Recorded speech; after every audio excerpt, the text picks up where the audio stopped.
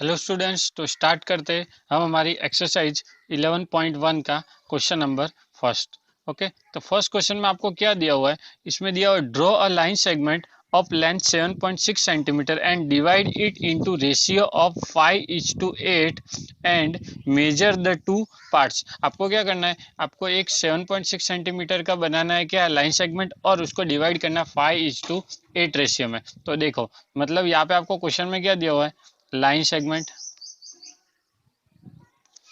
Segment का measurement क्या है 7.6 सेंटीमीटर। फिर आपको क्या दिया हुआ है, रेशियो दिया हुआ है, कौन से रेशियो में आपको इसको कट करना है, 5:8। अब यहाँ पे आपको 5:8 में कट करने के लिए सबसे पहले मैं आपको इधर बेसिक बता देता हूँ। ये इस एक्सरसाइज के जो फर्स्ट क्वेश्चन है, इसमें ऐसा है कि आपको एक लाइन सेगमेंट बनाना है और उसको कट करना है। सपोज आपको एग्जांपल के लिए एक मैंने इधर लाइन सेगमेंट दे दिया 2 सेंटीमीटर का, उसका नाम है बीसी। ओके, बीसी आपको 2 सेंटीमीटर का दे दिया है। अब आपको बोला है कि इसको 1:1 में डिवाइड करो। 1:1 मीन्स क्या होगा, उसको 1 part left side 1 part right side, मतलब आपको जो मिड पॉइंट होगा वो बीचों बीच होएगा, मिड पॉइंट ही होगा आपका। इस साइड भी क्या होगा, 1 सेंटीमीटर होना चाहिए, इस साइड भी क्या होना चाहिए, 1 सेंटीमीटर होना चाहिए। सपोज इसकी जगह एक दूसरा दे देते हैं हम एग्जाम्पल, जिसमें ऐसा दिया हुआ है, एक लाइन सेगमेंट है, उसका नाम है PQ, और वो 5 सेंटीमीटर का दिया हुआ है। क्या दिया हुआ है, 5 सेंटीमीटर। आपको इसको बोला है कि 4:1 में आपको डिवाइड करना है। 4:1 में डिवाइड करने का मीन्स 4 पार्ट इस साइड और 1 पार्ट इस साइड, तो ये 4 पार्ट होगा, ये 1 पार्ट होगा। तो अब हम स्टार्ट करेंगे, तो हमको क्या क्या चाहिए होगा, सबसे पहले आपको एक चाहिए होगा स्केल, फिर आपको चाहिए होगा राउंडर विथ पेंसिल, और अगर आपके पास एक एक्स्ट्रा पेंसिल हो तो आपको ज़्यादा अच्छा रहेगा, आपको बार बार राउंडर की पेंसिल निकालने की जरूरत नहीं पड़ेगी। ओके, तो अब हम सबसे पहले स्टार्ट करते हैं। तो आपको इसमें बोला है ड्रॉ 7.6 सेंटीमीटर लाइन सेगमेंट। तो एक लाइन सेगमेंट ड्रॉ करते हैं जिसकी मेजरमेंट क्या होगा, 7.6। तो सबसे पहले 7.6 का बना देते हैं लाइन सेगमेंट।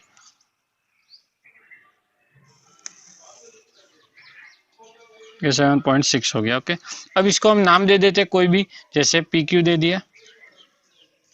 अब आपको इसको 5:8 में डिवाइड करने को बोले, तो सबसे पहले 5:8 में डिवाइड करने के लिए आपको क्या करना पड़ेगा, P पॉइंट पर से एक एक्यूट एंगल बनाना पड़ेगा। एक्यूट एंगल क्या होता है, एक्यूट एंगल मीन्स वो एंगल जो 0 और 90 के बीच में हो। अब जैसे आप 90 बनाने जाओगे तो क्या होगा, एकदम स्ट्रेट बनेगा, और अगर एक्यूट होगा तो वो इसके इस साइड, और ऑब्स्ट्यूस होगा तो वो इस साइड। बट यहाँ पे जो आप बनाओगे ना एंगल, वो नीचे की तरफ बनाओगे, मतलब इस तरफ। अब आप बोलोगे सर कौन से मेजरमेंट का बना, तो इसके अंदर कोई भी मेजरमेंट बनाने की जरूरत नहीं है। अगर जैसे P का अगर स्ट्रेट लाइन बनाते हो तो इस तरह लाइन बनेगी। अब आपका जो एक्यूट एंगल है इसके कम होना चाहिए, इसके अंदर होना चाहिए, तो आप कोई भी मेजरमेंट का एक्यूट एंगल बना लो। आपको मेजरमेंट लेना ही नहीं है, ऐसे ही कुछ भी लाइन खींच के आप क्या कर दो, एक्यूट एंगल बना दो, बन गया। अब ओके, ओके, ये होने के बाद अब आपको देखो कौन से रेशियो में इसको बांटना है, 5:8 के रेशियो में बांटना है, मीन्स 5:8। तो आपको इन दोनों का टोटल कर देना, 5 + 8 कितना हो जाएगा, 13। अब यहाँ पे जो आपने रे बनाया उसको आपको 13 इक्वल पार्ट्स में क्या करना पड़ेगा, कट करना पड़ेगा, डिवाइड करना पड़ेगा। उसके लिए आपको कंपास की जरूरत पड़ेगी। तो कंपास में क्या करो, आप कोई भी छोटी सी रेडियस ले लो, जिससे आप यहाँ पे कितने पार्ट कर सको, 13 कर सको। तो देखो यहाँ पे लिया 1, पे इस पे रख के 2, फिर क्या हो जाएगा 3, 4, फिर 5, फिर 6, देन 7, 8, 9, 10, 11, 12 एंड 13। आपके 13 पार्ट्स हो गए। अब इसको कोई भी नाम देना हो आप दे सकते हो, जैसे अब मैंने इधर P लिया है ना, तो P1, P2, P3, P4, P5, P6, P7, P8, P9, P10, P11, P12, P13। Okay, यहाँ तक आपने किया। आपने क्या किया, सबसे पहले 7.6 सेंटीमीटर का ये लाइन सेगमेंट बना दिया। अब इसको क्या किया आपने, एक एक्यूट एंगल नीचे की तरफ बनाया, कोई भी मेजरमेंट का बनाओ, बस आपको स्ट्रेट लाइन के उस तरफ, उस पार्ट में, अंदर के पार्ट में होना चाहिए। और इसके 13 पार्ट हमने बांट लिए। अब 13 क्यों किया, क्योंकि हमको इसको 5:8 में डिवाइड करना है। यही आपको जो भी, जैसे ये डिवीजन होता है 4:8, तो आप इसको क्या करते हैं, टोटल 5 होता है, तो 5 पार्ट में क्या करते हैं, डिवाइड कर देते हैं। ये 13 हो गया।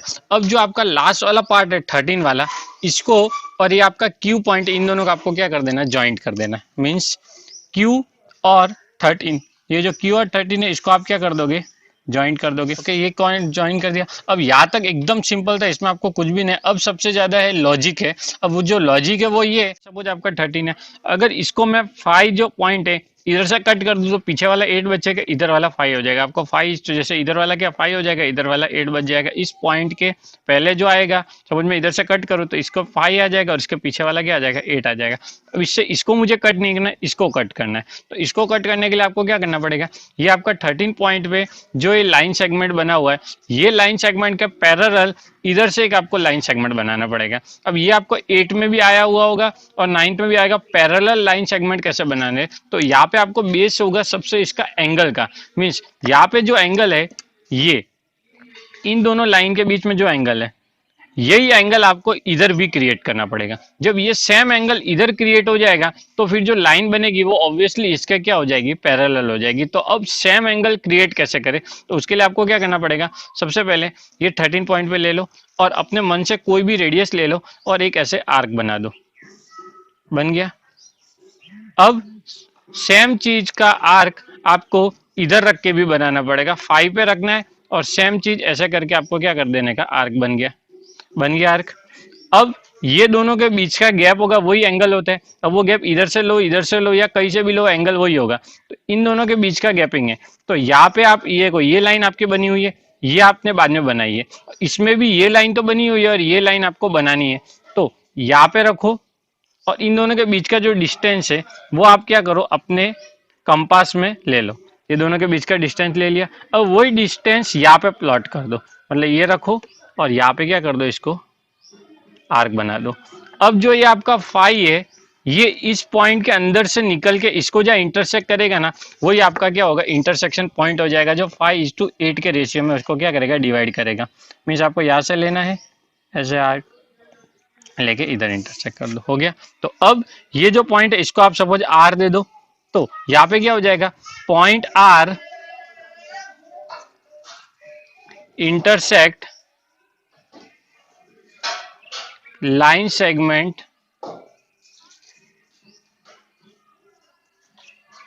PQ into 5:8। ओके, मतलब ये जो आपका आर पॉइंट है, ये क्या कर रहा है, इस पूरे लाइन सेगमेंट को इधर 5 पार्ट, इधर 8 पर 5:8 में क्या कर रहा है, रेशियो में इंटरसेक्ट कर रहा है।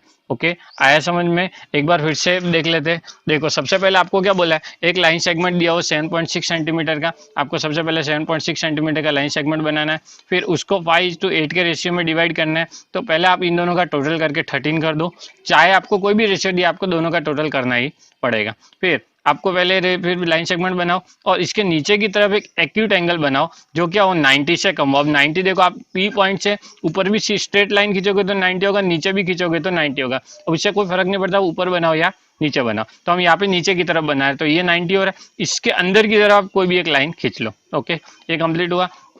अब जो भी आपका जितना भी बड़ा लाइन है, आपको इसके क्या करना है, 13 इक्वल पार्ट्स करने हैं। और जो 13 का लास्ट पार्ट है वो आपको क्यू पॉइंट के साथ क्या कर देने का, ज्वाइन कर देने का।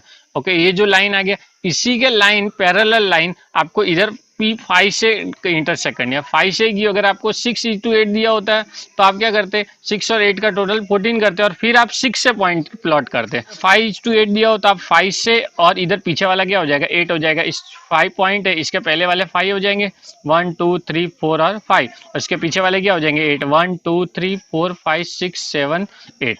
ओके, तो 8 हो गया। हमको इसमें ही क्या करना, प्लॉट करना है।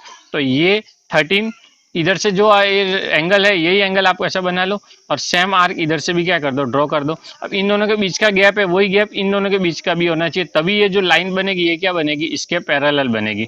तो किसके पैरेलल बनेंगे, P13 और Q के पैरेलल बनेगा P5 और R। ओके, तो इसको फिर क्या किया आपने, आर को इंटरसेक्ट किया और इधर से एक लाइन बना दी जो इसको किस में पॉइंट पे कर रहा है, आर में इंटरसेक्ट कर रहा है। तो अब यहाँ पे क्या लिख सो, आपका आंसर हो जाएगा point R intersect line segment P Q into 5:8 ratio. Okay इसके साथ ये क्वेश्चन कंप्लीट नहीं होता, इसके बाद आता है स्टेप्स ऑफ कंस्ट्रक्शन, वो भी बहुत इंपॉर्टेंट है। अब इसके लिए एक आप सिंपल सा स्लोगन याद रख लो, जैसे जैसे आप करते जाओ वैसे वैसे आप लिखते जाओ। बट पहले क्वेश्चन में पहले मैंने आपको कंस्ट्रक्शन समझाया, उसके बाद मैं आपको स्टेप्स लिखा रहा हूँ। बट एक दो क्वेश्चन करने के बाद आप क्या करना है, जैसे जैसे आप कंस्ट्रक्ट कर रहे हो वैसे वैसे आप लिख लो, ताकि आपका एक भी पॉइंट क्या हो, मिस ना हो। तो ये क्वेश्चन में हमने सबसे पहले क्या ड्रॉ किया, line segment P Q draw किया। तो आपके स्टेप्स ऑफ कंस्ट्रक्शन में पहले क्या लिख लोगे आप, steps of construction. Okay steps of construction में पहला स्टेप क्या होगा, draw line segment P Q is equal to 7.6 centimetre. Okay फिर second, draw a ray with point P with acute angle. Okay हमने क्या किया, एक रे ड्रॉ किया। ओके वो भी कौन से, एक्यूट एंगल के साथ, कौन से पॉइंट के साथ, P पॉइंट के साथ, ये हुआ। फिर थर्ड हमने क्या लिखेंगे, डिवाइड रे इनटू 13 इक्वल पार्ट्स। हमने क्या किया, 13 इक्वल पार्ट्स में डिवाइड कर दिया, किसको, इस रे को। ओके फोर्थ पॉइंट क्या होगा, फोर्थ पॉइंट ऐसा होगा, now joint last part P13 with point Q। मतलब हमने क्या किया, जो लास्ट पार्ट था हमारा 13, इसको हमने क्या किया, Q के साथ ज्वाइंट कर दिया, आया। फिर ड्रॉ अ पैरेलल लाइन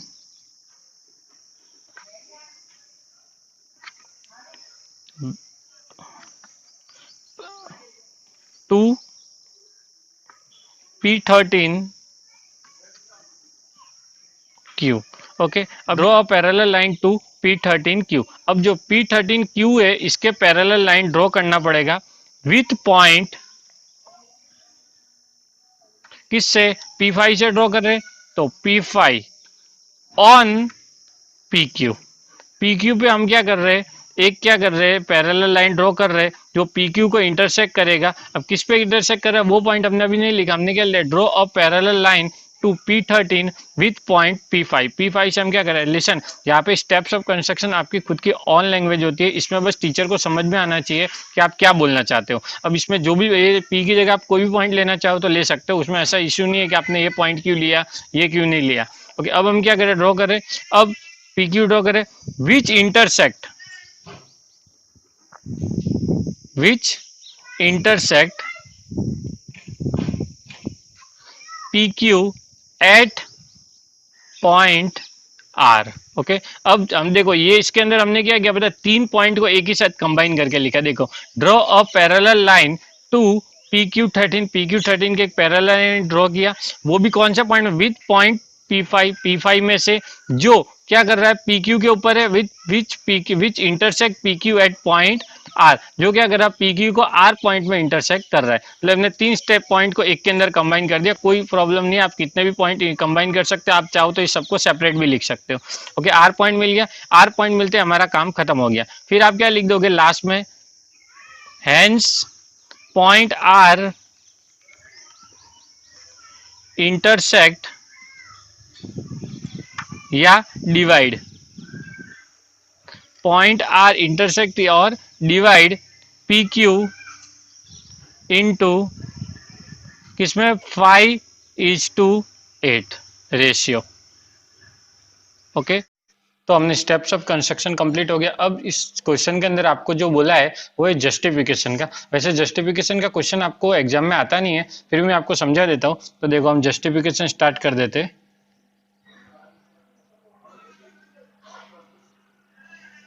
तो जस्टिफिकेशन कैसे करेंगे? तो जस्टिफिकेशन हमेशा यहाँ पे होगा आपका बेसिक प्रोपोर्शनलिटी थ्योरम के अकॉर्डिंग।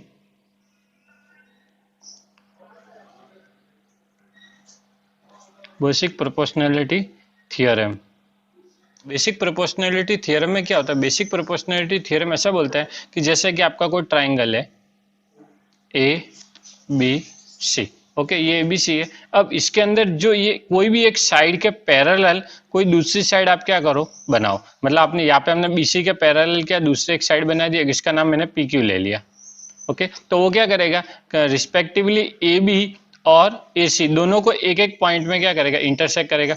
मीन्स जो आपने पी बी बनाया ये किसके पैरेलल है, बी सी के।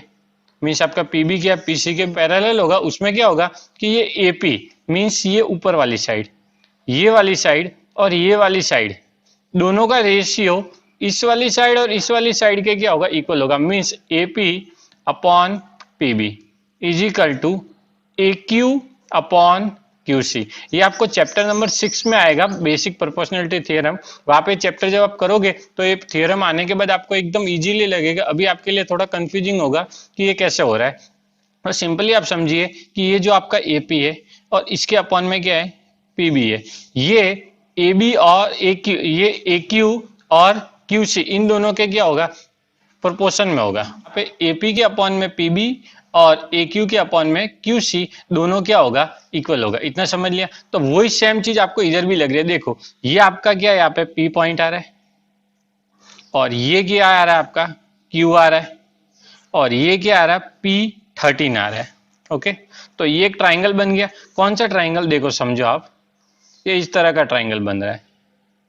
इधर आपका P ले लो, एक साइड आपका P13 ले लो और एक साइड आप क्या ले लो, Q ले लो। मीन्स P13 Q, ये एक ट्राइंगल हो गया। अब देखो इसके पैरेलल हमने ये बनाया, इसके पैरेलल ये हुआ ना। मीन्स ये वाला अगर अभी आपका क्या हो गया, अभी यहाँ पे तो देखो आपका वर्टिकल है, यहाँ पे हमने हॉरिजॉन्टल करके, तो इसके पैरेलल इधर एक लाइन बनेगा। मीन्स कुछ नहीं, ये जो आपका ऐसा ट्राइंगल है इसको हमने स्ट्रेट कर दिया है। देखो इस तरह है, अब इसको ऐसा घुमा दिया तो क्या हो जाएगा, इधर P ऊपर आ गया, ये इस साइड आ गया और ये वाला इधर आ गया। और ये जो क्या है P5 R, ये क्या है P5 और R, तो ये हो गया आपका P5 और ये हो गया आपका R।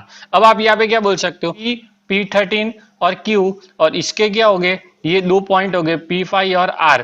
P5 कौन से पॉइंट पे आ रहा है, P13 पे आ रहा है और R किस पे आ रहा है, PQ पे आ रहा है, ओके।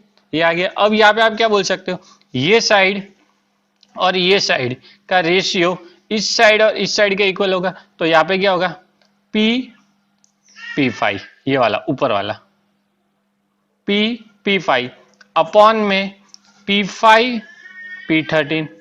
अब सामने क्या होगा, इक्वल PR अपॉन RQ। अब आप क्या बोल सकते हो, देखो हमने जो ये किया था, ये टोटल हमारी वैल्यू कितनी ली थी, हमने 13 ली थी।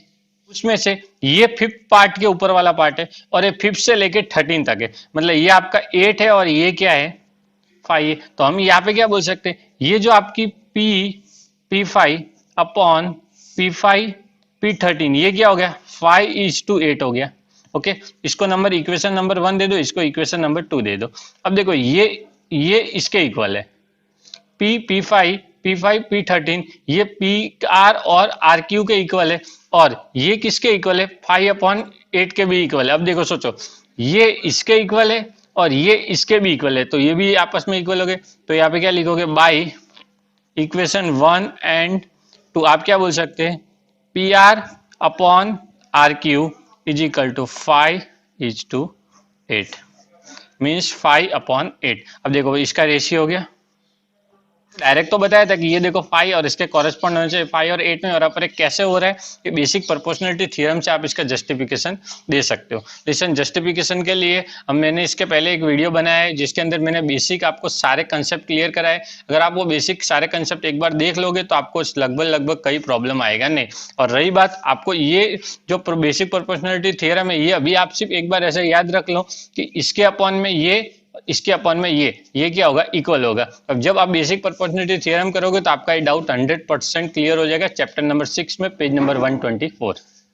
Okay, with this we complete our first question. Now we will move to second question.